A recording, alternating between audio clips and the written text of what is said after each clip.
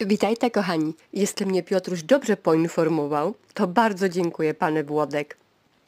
U mnie będą bezpieczne i na dodatek w najlepszym towarzystwie. Paróżek i oczywiście maszyna od mojego taty, nasi ukochani wyciochrani, Liżeczka od Darka, serdecznie pozdrawiam, brązoletka od Darii, oczywiście również z targów.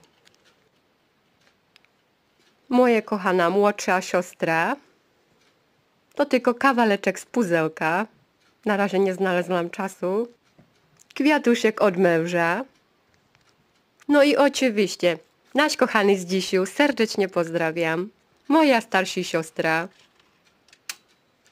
babcia i dziadek, no i moja druga babcia. Piękny dzwoneczek po babci.